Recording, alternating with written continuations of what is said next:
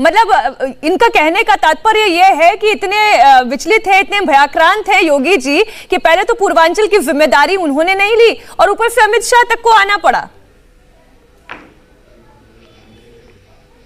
Samajwadi party के इतिहास पर जाना चाहूंगा एक लाइन में। समाजवादी पार्टी के पास केवल एक व्यक्ति है, चाहे ओढ़ ले चाहे बिछा लें, वो है उनके माननीय राष्ट्रीय अध्यक्ष श्रीमान अखिलेश यादव जी। हमारी पार्टी में राष्ट्रीय नेतृत्व से लेकर अब प्रदेश तक, अब बूथ तक अध्यक्ष मौजूद है। प्रभारी कभी भी बनता है वो उस क्षेत्र से बाहर का बनता है। धर्मेंद्र प्रधान जी उड़ीसा के हैं, उत्तर प्रदेश के चुनाव प्रभारी हैं, इसलिए आदरणीय नड्डा जी पूर्वांचल के प्रभारी बनाए गए। योगी जी मुख्यमंत्री के नाते पूरे प्रदेश का काम देख ही रहे हैं। दूसरी बात इन्होंने जो कही है कि आयुष मेडिकल यूनिवर्सिटी नहीं बनी, तो मैं ये बताना चाहता हूं आयुष मेडिकल यूनिवर्सिटी का भूमि पूजन भी हो गया और उसके लिए कुलपति की नियुक्ति भी हो चुकी है। ये तथ्यों को झुठलाने का काम ना करें। देखिए, इसके अलावा अमित शाह, आदरणीय अमित शाह जी के आने की बात है। अमित शाह जी हमारे, एक मिनट खान साहब, मैं आपके बोलने में नहीं बोला था, नोट करिए, पेन कागज आपके पास है, जवाब दीजिएगा, सभ्यता सीखिए।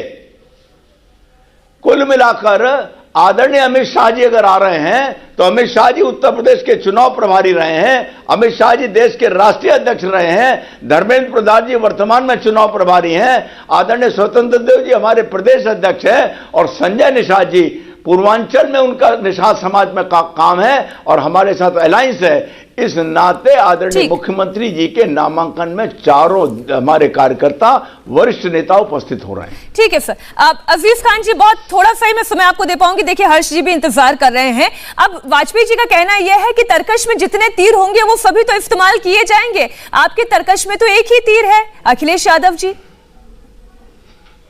देखिए, वो नारा है ना, एक अकेला लड़ जाएगा, जीतेगा और बढ़ जाएगा। अकेले भारी है माननीय अखिलेश यादव जी।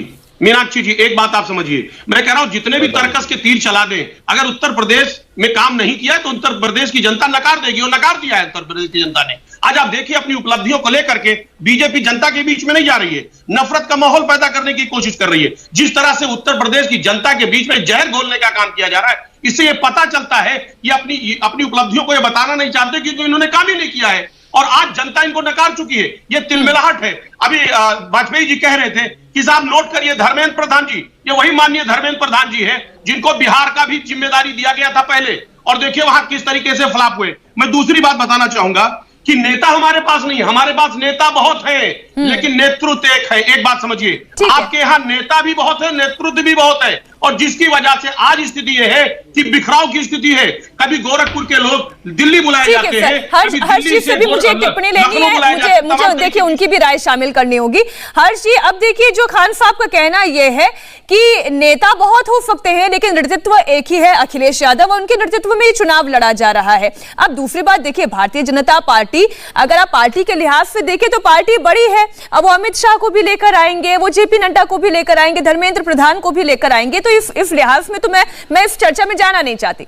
लेकिन हर्ष जी, इतना तो तय है ना कि भारतीय जनता पार्टी को अपने काम गिनाने चाहिए, काम पर ये चुनाव लड़ना चाहिए, लेकिन अभी भी वो साल 2017 से पहले का शासन में क्या रहा, उसके मुद्दे पर चुनाव लड़ रही है। देखिए मीनाक्षी जी, ये चुनाव के समय में सबसे अच्छी रणनीति होती है कि आप अपने मजबूत पक्ष को गिनाएं, कमजोर पक्षों की तरफ बात न करें। दूसरा, दूसरे के जो कमजोर पक्ष हैं उसको अपने मजबूत पक्ष की तरह पेश करें।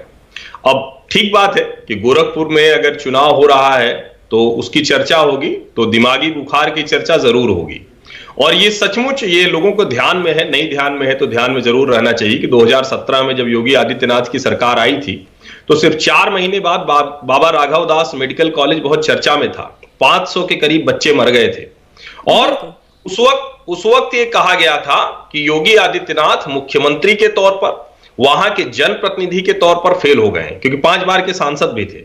लेकिन आज की तारीख का सच ये है कि वो दिमागी बुखार जिसे कहा जा रहा था कि इसका इलाज संभव नहीं है, वो देश के कई हिस्सों में, बिहार में भी हमने देखा उस पर काबू नहीं पाया जा सका, लेकिन गोरखपुर में उस पर काबू पाया जा सका और आज वो वार्ड खाली है। जिस वार्ड की बात अजीज खान कर रहे हैं, वहां जो एंसेफ्लाइटिस की बीमारी से लोग पीड़ित आते थे वो नहीं है, वहां लोग बहुत कम आ रहे हैं और ठीक होकर जा रहे हैं।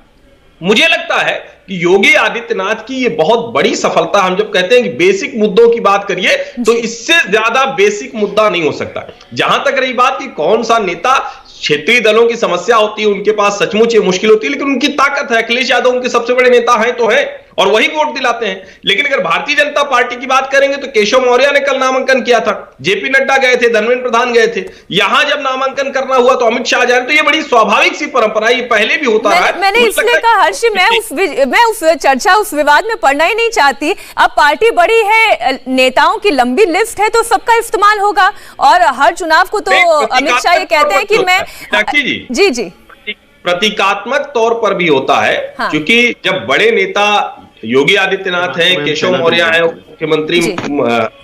मुख्यमंत्री हैं, तो वहां कौन कौन जा रहा है ये जानबूझकर पार्टी ये प्रतीक के तौर पर भी उपयोग करती है। इंडिया टीवी हर वक्त हर जगह डाउनलोड करने के लिए सर्च करें India TV news Google play store या ऐप स्टोर पर।